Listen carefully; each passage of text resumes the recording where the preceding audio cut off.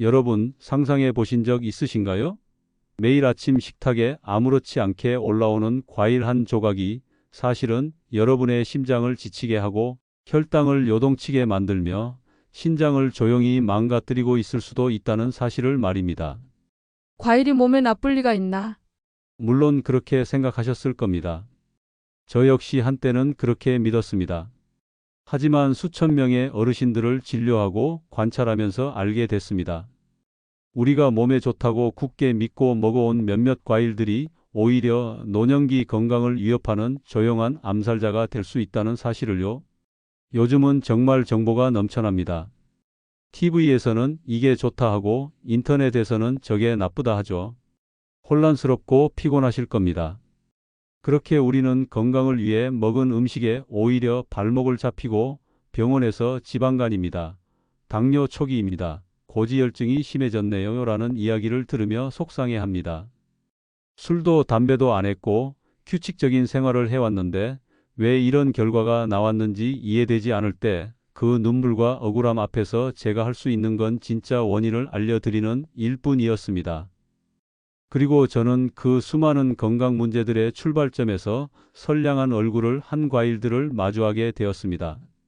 과일이라고 해서 다 좋은 건 아닙니다. 특히 60세가 넘은 이후에는 신체 대사가 달라지기 때문에 반드시 내 몸에 맞는 과일을 골라야 합니다. 그렇다면 무엇을 얼마나 어떻게 먹어야 할까요? 이 부분을 명확하게 알려주는 사람은 거의 없었습니다. 그래서 저는 오늘 40년간 노인의 식생활만을 연구해 온 의사로서 제 경험과 연구 결과를 바탕으로 가장 확실한 답을 드리고자 이 자리에 섰습니다. 안녕하십니까? 저는 의학 박사 박준영입니다. 40년간 노인의 식단을 연구해 왔고 지금도 진료실에서 수많은 어르신들과 건강을 지켜내기 위해 싸우고 있습니다. 오늘 저는 여러분께 노후 건강을 해치는 과일 3가지 그리고 반대로 건강을 지켜주는 과일 4가지를 낱낱이 밝혀드릴 것입니다. 특히 마지막에 소개드릴 4번째 보약 과일은 제가 그동안 방송에서도 강의에서도 말하지 않았던 임상 1순위 추천 과일입니다. 이 영상을 놓치신다면 평생 땅을 치고 후회하실지도 모릅니다. 여러분의 남은 인생이 질병의 고통으로 채워질지 아니면 건강한 웃음으로 채워질지 지금 이 선택에 달려 있습니다. 부디 끝까지 집중해 주세요. 지금부터 우리가 평생 속아온 과일의 진실 그리고 노후를 바꾸는 보약 과일을 하나하나 밝혀드리겠습니다. 우리가 첫 번째로 반드시 경계해야 할 과일은 바로 바나나입니다. 이 이야기를 꺼내면 많은 분들이 고개를 갸웃하시며 이렇게 말씀하십니다.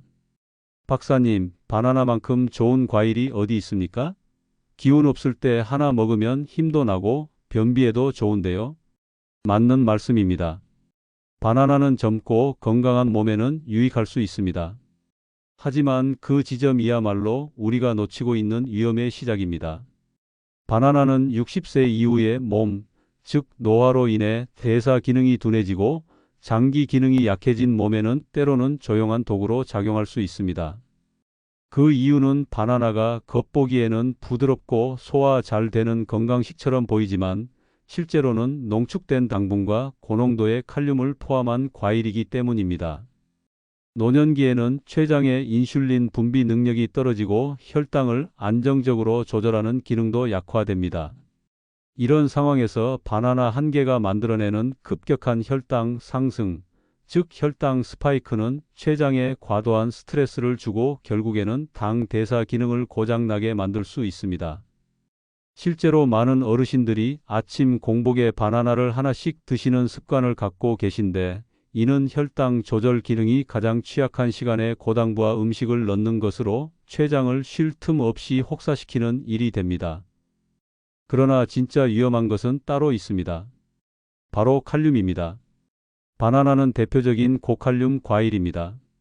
젊을 때는 오히려 칼륨이 나트륨 배출을 도와 혈압을 낮추는 고마운 영양소로 작용합니다. 하지만 신장 기능은 60세 이후부터 해마다 약 1%씩 감소합니다. 노화로 인해 콩팥이 칼륨을 제대로 걸러내지 못하면 그 칼륨은 혈액에 고스란히 남아 쌓이게 됩니다. 문제는 이 과잉 칼륨이 심장의 정기적 활동을 방해한다는 점입니다. 심장의 리듬을 조절하는 전기 신호가 흐트러지며 불규칙한 심장 박동, 즉 부정맥을 유발할 수 있고 심할 경우 돌연사로 이어질 수도 있습니다. 특히 고혈압약이나 이뇨제를 복용하는 분들에게는 그 위험이 더욱 커지며 실제로는 바나나와 약의 상호작용으로 인한 칼륨 과다 상태를 본인이 전혀 인식하지 못한 채 증상이 악화되는 경우도 많습니다. 제가 진료했던 강원도 산골의 최민수 어르신도 그런 사례였습니다. 평생 농사일을 하시며 바나나를 기운 보충용으로 챙겨 드셨고 매일 아침 새참으로 바나나 2개를 드시는 것이 수십 년간의 습관이었습니다. 그런데 어느 날 밭일을 하던 중 갑자기 숨이 차고 머리가 핑 돌며 쓰러지셨고 병원에서는 고칼륨 혈증에 의한 급성 심부전 진단을 받으셨습니다. 병상에 누운 어르신은 이렇게 말씀하셨습니다. 박사님, 저는 평생 제 몸을 생각해서 자식들 짐 되지 않으려고 바나나를 챙겨 먹었습니다. 그런데 그것 때문에 병이 왔다니 믿을 수가 없습니다. 너무도 억울해 하셨습니다. 다행히 빠르게 치료받고 바나나를 끊은 후 심장 기능은 회복되셨지만 그 일을 계기로 어르신은 과일도 나이 들면 달리 봐야 한다는 걸 몸으로 배웠다고 하셨습니다. 저는 그날 진심으로 깨달았습니다. 과일도 누가, 언제, 어떻게 먹느냐에 따라 약이 될 수도, 독이 될 수도 있다는 사실을요. 특히 바나나는 건강한 음식이라는 고정관념 때문에 더 경계가 늦춰지는 과일입니다. 지금도 무심코 바나나를 매일 드시고 계시다면 오늘부터는 반드시 몸 상태에 맞게 섭취량과 타이밍을 조절하시길 권합니다. 그리고 혈압약이나 신장 기능 관련 질환이 있다면 반드시 주치의와 상담 후 섭취 여부를 결정하셔야 합니다. 두 번째로 반드시 경계해야 할 과일은 여름철에 특히 자주 찾게 되는 수박입니다. 시원하고 달콤한 수박 한 조각은 무더운 날씨 속에서 큰 위로가 되고 갈증 해소에도 탁월해 보입니다. 그래서 많은 분들이 수박은 당분이 낮고 수분이 많아 부담 없는 과일이라고 여기시지만 이는 오해입니다. 수박의 시원한 단맛은 대부분 과당이라는 당 성분에서 비롯되며 이 과당이야말로 노년기 건강에 있어 매우 교묘하고 위험한 성분입니다. 일반적인 당분인 포도당은 우리 몸의 세포가 에너지원으로 활용하기 때문에 흡수되자마자 곳곳으로 분산되며 사용됩니다. 하지만 과당은 그렇지 않습니다. 과당은 오직 간에서만 대사되며 그 처리 경로가 포도당과는 전혀 다릅니다. 나이가 들수록 간 기능은 점점 저하되기 때문에 과당을 한꺼번에 많이 섭취하면 간이 이를 제대로 처리하지 못하게 되고 결국 여분의 과당은 간에서 지방으로 전환되어 차곡차곡 쌓이게 됩니다. 이것이 바로 술 한 방울 마시지 않아도 지방간이 생기는 이유이며 수박은 그 대표적인 원인 중 하나입니다.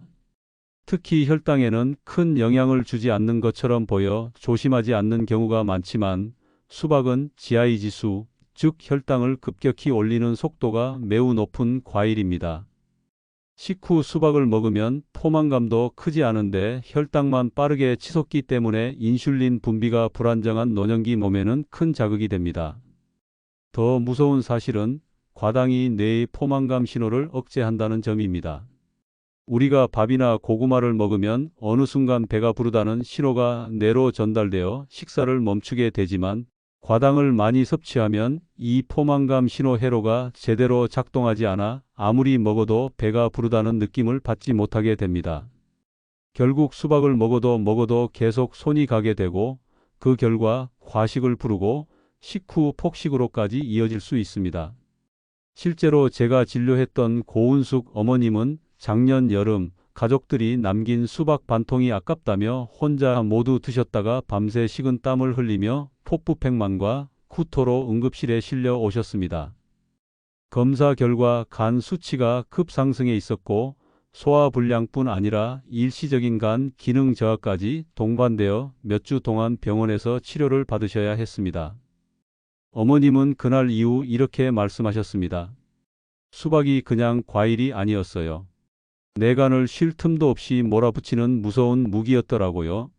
그날 이후 어머님은 수박을 완전히 끊고 포만감을 주는 단백질 식사로 여름 식단을 바꾸셨습니다.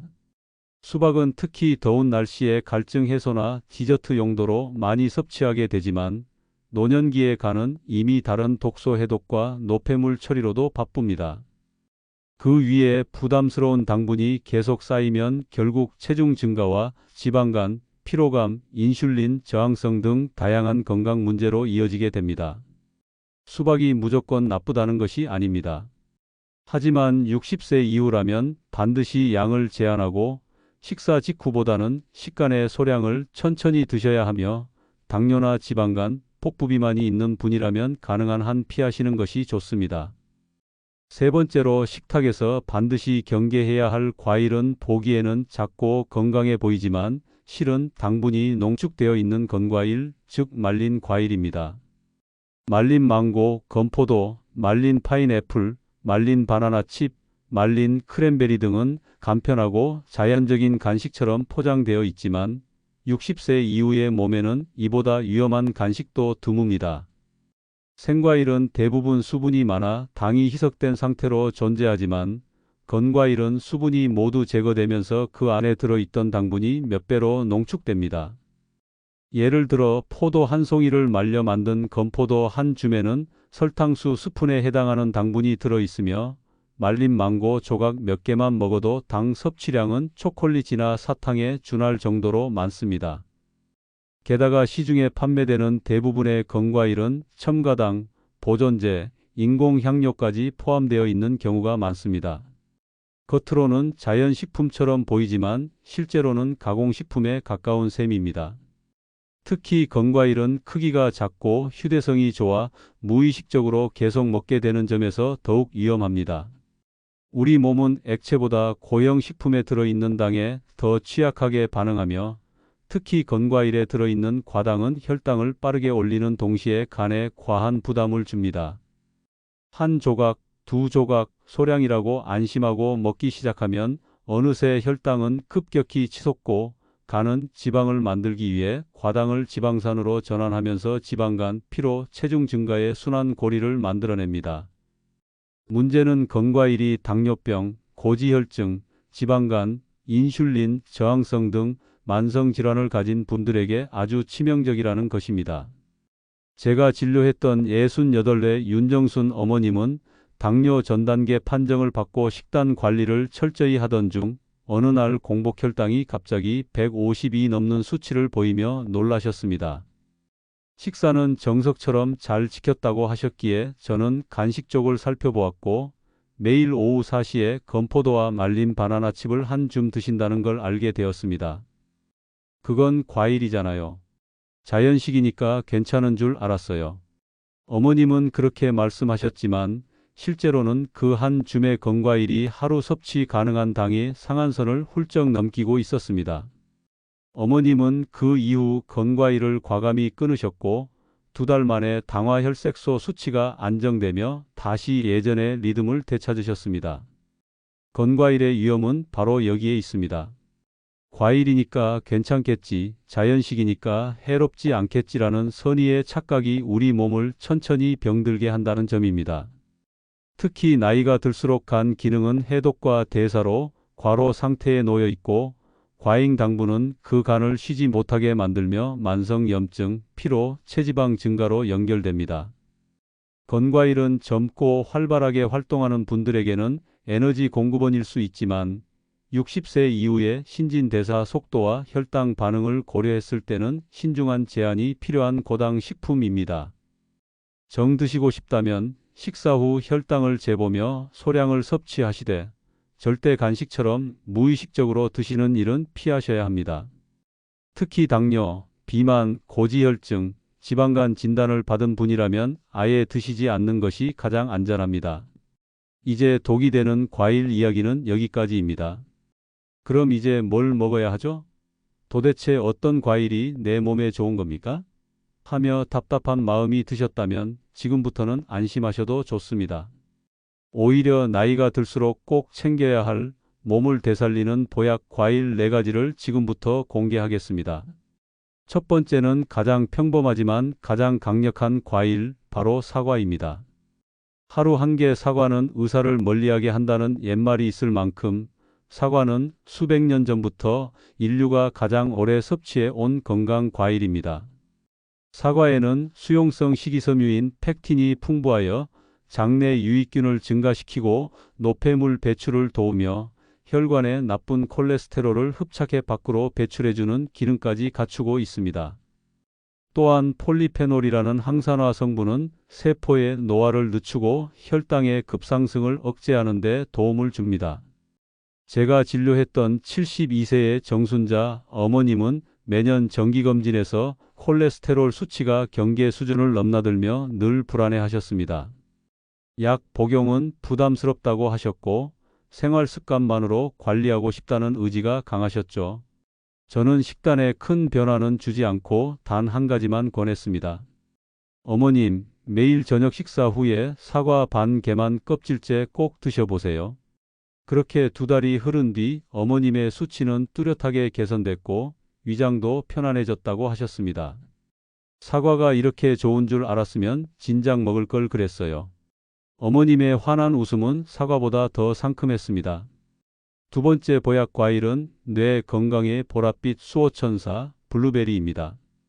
블루베리는 그 작은 알갱이 안에 강력한 항산화 성분인 안토시아닌을 풍부하게 함유하고 있어 뇌세포의 산화를 막고 기억력과 인지력을 유지하는 데 큰 도움을 줍니다. 특히 60세 이후 노화로 인해 뇌신경 간의 연결이 약해지기 시작할 때 블루베리는 그 연결을 강화하고 뇌세포 간 신호 전달을 도와주는 역할을 합니다. 서울에 사시는 윤혜진 어머님은 68세부터 기억력 저하로 고민이 깊으셨습니다. 자꾸 깜빡하고 말이 막히는 스스로가 낯설고 두려우셨다고 합니다. 따님의 권유로 매일 아침 요거트에 냉동 블루베리 한 줌을 넣어 드시기 시작하신 후 6개월 만에 책을 읽는 집중력이 돌아오고 대화에 활기가 붙기 시작했습니다. 지금은 손주와 함께 퍼즐 맞추기를 즐기며 블루베리를 꼭 챙겨 드시는 것이 하루 일과가 되었다고 하셨습니다. 세 번째 과일은 면역력을 깨우는 작고 강한 전사 키위입니다. 키위는 크기에 비해 영양소 밀도가 매우 높은 과일로 특히 비타민 C의 함량은 레몬보다 높고 하루 권장량의 2배 이상을 한 알로 충족시켜줍니다. 이 비타민 C는 백혈구의 활동을 활성화하고 바이러스에 대한 방어력을 높여 감기, 폐렴, 염증성 질환의 예방에 탁월한 역할을 합니다. 또한 키위에 들어있는 식이섬유와 천연효소는 장운동을 촉진하고 변비를 예방하여 노년기 장 건강을 지키는 데 큰 힘이 됩니다. 인천에서 작은 카페를 운영하시는 박상철 사장님은 매년 겨울마다 감기로 고생을 하셨고 감기가 폐렴으로 번지는 바람에 입원까지 한 경험도 있으셨습니다. 제가 사장님께 매일 아침 키위 한 개를 껍질째 드셔보세요 라고 권한 뒤 사장님은 그해 겨울은 물론 그 다음 해 겨울까지 단 한 번도 병원에 가지 않으셨습니다. 박사님, 저는 이제 키위 없이는 겨울 못 나겠어요. 그 말씀에 키위의 진가를 다시 확인할 수 있었습니다. 마지막 네 번째 과일은 혈당의 균형을 잡아주는 천연 인슐린 조절기 자몽입니다. 자몽은 특유의 쌉싸름한 맛을 내는 나린진이라는 성분이 인슐린 민감도를 향상시켜 줍니다. 이는 곧 우리 몸이 적은 양의 인슐린으로도 혈당을 더 효율적으로 조절할 수 있도록 도와주며 췌장이 과로하지 않게 하는 데 중요한 역할을 합니다. 자몽은 또한 지방 연소를 도와 체중 관리에도 효과가 있으며 식후 혈당 스파이크를 완화하는 데도 탁월한 과일입니다. 하지만 반드시 주의해야 할 점이 있습니다. 자몽은 특정 약물, 특히 혈압약이나 고지혈증약과 상호작용을 일으킬 수 있어 약효를 과도하게 높이거나 부작용을 유발할 수 있습니다. 실제로 제가 진료했던 한 환자분은 혈압약을 복용 중에 매일 자몽 주스를 드시다가 어지럼증으로 쓰러져 응급실에 가신 적이 있습니다. 따라서 약을 복용 중인 분은 자몽을 피하시고 약을 드시지 않는 분이라면 자몽을 식후에 반 개 정도씩 꾸준히 드시면 혈당과 체중, 인슐린 저항성 관리에 매우 큰 도움이 됩니다. 자, 이렇게 좋은 보약 과일들 제대로 드신다면 100이 아니라 120%의 효과를 누리셔야 하지 않겠습니까? 지금부터는 저 박준영의 40년 임상 경험과 시니어 식단 연구가 담긴 보약 과일 120% 활용법을 알려드리겠습니다. 첫째, 과일은 디저트가 아닙니다. 식사 직후가 아니라 식전 30분이 황금 시간입니다. 특히 혈당이나 소화가 걱정되는 분들은 공복에 과일을 소량 먼저 섭취하면 위장 부담을 줄이고 과일 속 영양소가 단독으로 흡수돼 더 큰 효과를 볼 수 있습니다. 펙틴이나 비타민 C처럼 수용성인 성분은 식후보다 식전에 더 잘 흡수되고 풍부한 식이섬유는 포만감을 줘서 과식을 예방하는 데도 도움이 됩니다. 둘째, 장을 볼 때부터 눈을 키우십시오. 사과는 단단하고 껍질에 윤기가 흐르며 꼭지가 마르지 않은 것을 고르시고 키위는 손에 쥐었을 때 전체적으로 균등하게 살짝 말랑한 것이 잘 익은 키위입니다. 블루베리는 크고 탱탱한 아래 흰 분말, 즉 과분이 골고루 덮인 것이 신선하며 당도도 높습니다. 자몽은 껍질이 지나치게 반질거리지 않고 무게감이 느껴지는 것이 과육이 촘촘하고 즙이 많은 것입니다. 셋째, 좋은 과일에 맞는 좋은 짝꿍을 기억하십시오. 사과는 껍질째 드시는 것이 가장 좋고 섬유질 흡수를 높이기 위해 아침 따뜻한 보리차 한 잔과 함께 드시면 장운동에 탁월합니다. 블루베리는 단백질이 풍부한 플레인 요거트와 함께 드시면 안토시아닌의 흡수율이 높아지고 장내 유익균 증가에도 도움이 됩니다.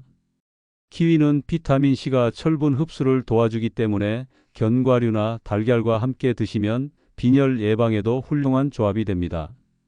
자몽은 식후 혈당 상승을 줄이기 위해 점심 또는 저녁 식사 직후 반 개 정도를 천천히 씹어 드시는 것이 좋습니다. 단, 약물 복용 여부는 반드시 고려해야 합니다. 넷째, 피해야 할 조합은 꼭 기억하십시오. 과일을 빵이나 떡, 우유와 함께 드시는 분들이 많습니다. 그러나 이런 조합은 위장에서 발효가 오래 걸려 속을 더부룩하게 만들고 과일 속 섬세한 항산화 성분 흡수도 떨어뜨릴 수 있습니다. 제가 진료했던 한 어머님은 매일 아침 사과와 식빵을 드셨는데 늘 속이 더부룩하고 방귀가 잦아 고민이었습니다. 식빵을 끊고 사과를 따뜻한 물과 함께 단독으로 드시게 하자 불편함이 거짓말처럼 사라졌습니다. 과일은 가능한 한 단독으로 혹은 제가 알려드린 좋은 짝꿍과 함께 드시는 것이 최선입니다. 다섯째, 보관과 손질도 약처럼 하셔야 합니다. 사과는 껍질째 드시는 것이 가장 좋으므로 유기농 혹은 잔류농약 저감 제품을 고르시고 흐르는 물에 베이킹소다 한 티스푼을 풀어 30초 담갔다가 씻어 드시면 안전합니다. 블루베리나 딸기류는 식초물에 1분 담갔다 헹군 뒤 완전히 말려 냉동 보관하면 오랜 시간 동안 영양소를 지키며 드실 수 있습니다.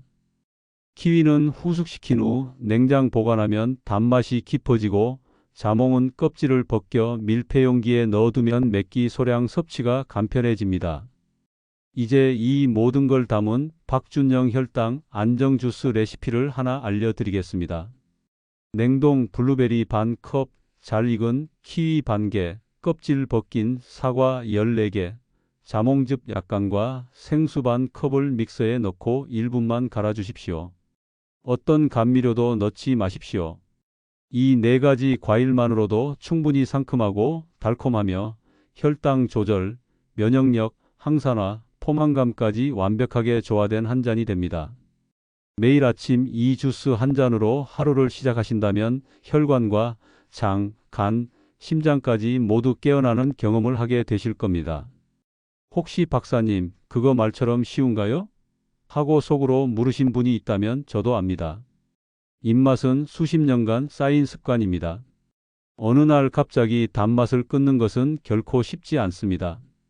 저도 환자들에게 말로만 강조했던 시절엔 밤마다 사과와 바나나로 허기를 채우며 당분 과잉을 저지르고 있었습니다. 50대 초반까지는 몰랐습니다. 그런데 어느 날 체중이